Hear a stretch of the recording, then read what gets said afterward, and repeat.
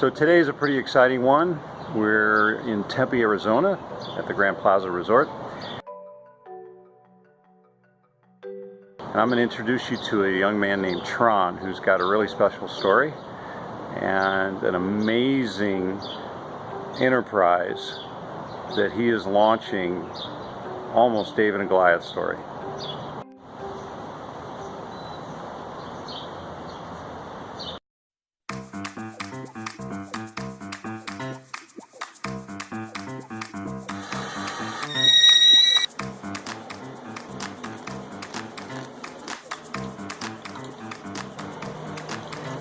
Tron, tell me how to pronounce, because I'll butcher your last name, and I know I just go by Tron all the time.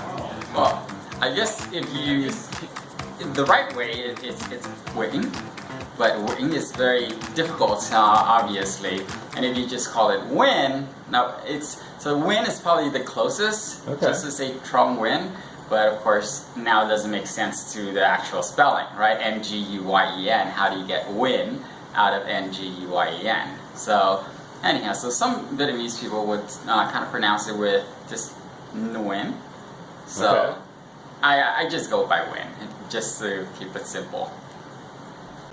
As an entrepreneur, I put you near the top because even in the introduction, I refer to you as like in a David and Goliath battle, right?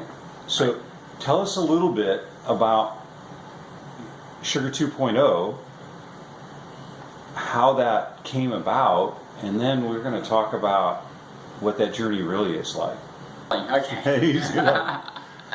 Okay. Well, I think entrepreneurship is most of it is built in.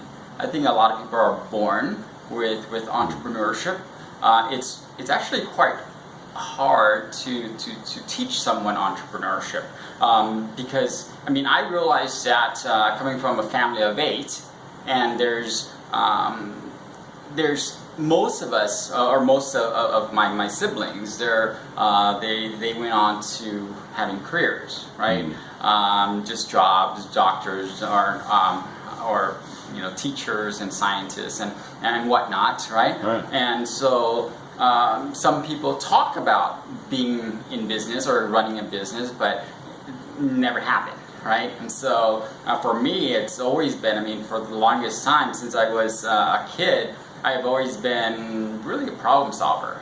Things that, anything, I mean, things, I just don't leave things alone. A lot of people tell me that. Even my ex-wife says, just leave the darn thing alone, right? It's like, just eat your food, right? And it's just eat your food, okay? Just eat your food. Why do you, it's like, why do you have to critique every meal at a restaurant? Why do you have to critique, oh, they can fix this, they can rearrange this, but make it nicer, color, or whatever, right? And now even having 4 kids, right? I want to teach them entrepreneurship. I mean, I think that's a great skill to have. I mean, it's always, but it's a very difficult skill to teach. They either have it or they don't, and you kind of mold them, right? I mean, of the 4 kids, 2 of them have very entrepreneurship skills. I teach them how to, kids are always asking for things, right? Asking for toys and stuff. So I give them opportunity. I don't give them things, I don't always buy it for them, but I give them opportunities to earn those things. I would give them things to sell online, on eBay. I mean, nowadays, I mean, it's so easy. Sort of as a modern lemonade stand, you know, where you used to go down, kids would be selling lemonade, 5 cents a jar, right? How did you run across the idea for the sugar? First off, it's Sugar 2.0. So I think, oh, well, that means it's the new one, the better one. The new one, the next version, right? It's a play on technology, and it's the next version. So version 1.0, 1.0 regular old sugar is going to go out. And so we definitely need a second version. And the second version, it still needs to have the same familiarity as, very similar to the first one, in order for consumers to be comfortable and use it. And so, although it provokes something that's new and different, they have a lot of the same product that customers or consumers already know, right? Regular cane sugar, just table sugar, and fiber. So now people are starting to learn more and more about fiber and understand how important fiber is to health. And so sugar 2.0, it's really that basic. It comes down to just being half sugar and half fiber. So this is for people to be able to reduce their sugar intake, right? And Yes. avoid diabetes too and all this kind of things. You're addressing a pretty ginormous problem. Right, right. This is, I mean, it started out as just really trying to address my own family's addiction to sugar. So, so from there, it started to grow, right? My family started to use it, and my friends started to ask for it. So it started from just really trying to address my own family's sugar consumption, and it kind of blew up. And it, of course, as an entrepreneur, you're looking at this like, well, people are asking for it. This is great. And and the more I dove into sugar and the whole problem and crisis with the sugar, I see how big this problem is. And just to know that that I have a product that can impact the whole world. I mean, this is really amazing. Yeah. My experience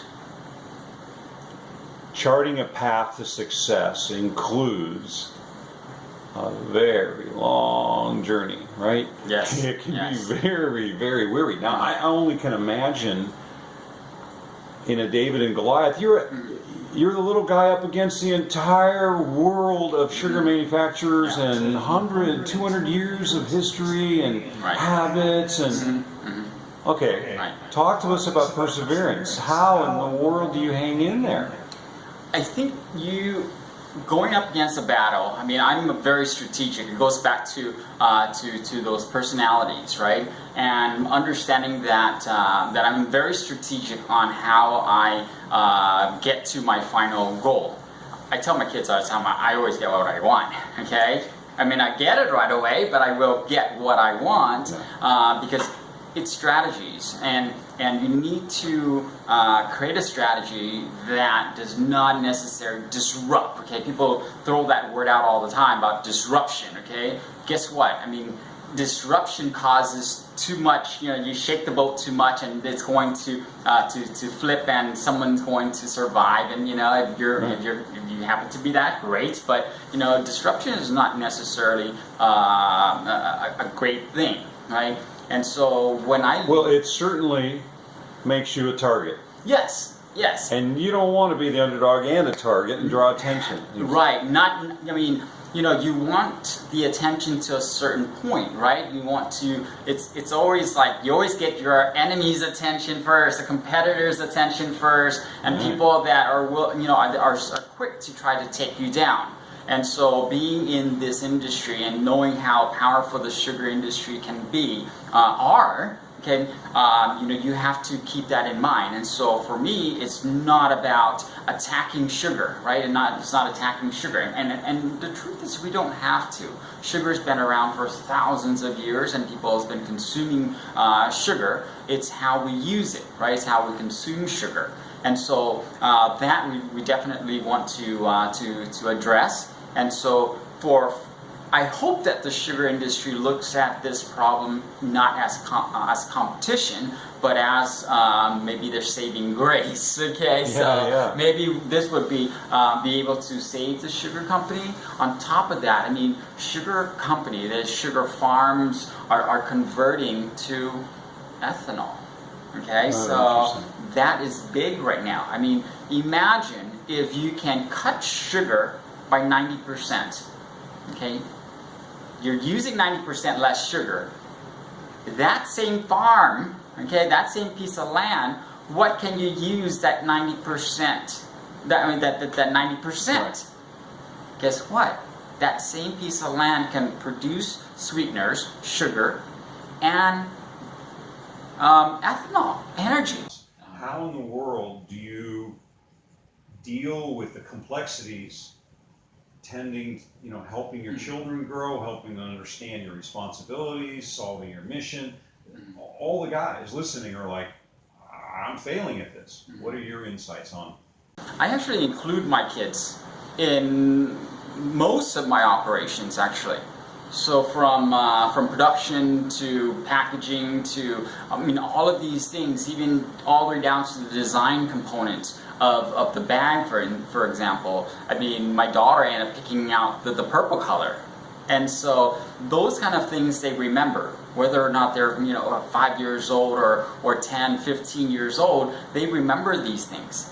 And so my kids help me. On the weekends, for example, they do help. They come and they help and they package things. They put things in boxes and again, these things, there's always also a reward system as well. Of course, you teach them how to earn money and to buy their own things. And a lot of it's not so much about things. It's more about life, right? About freedom to choose and pick. And today, for example, going out to Arizona, I brought along my daughters. They wanted to come along. They didn't want me to drive by myself, first of all, but we turned into like a little micro vacation, right?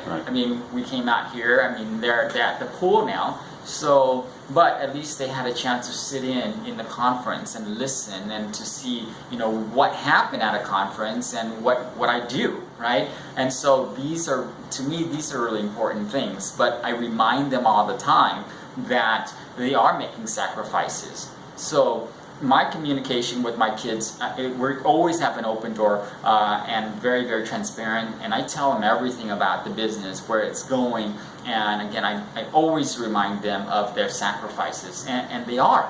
They are sacrificing every single day, every single time that I have to fly out to on a business trip for 5 days, 15, 20 days at a time. When I have to go to Asia, for example, this is they're sacrifices. In my getting to know Tron, I really appreciate his perseverance and his sensitivity to raising his kids to be all that they're capable of being and giving them an opportunity to experience entrepreneurship firsthand. Not just the challenges of it, but the rewards inherent in it. If you'd like to learn more from Tron, if you'd like to ask him some questions, go to 360men.net and subscribe to this channel. You're going to meet a bunch more guys.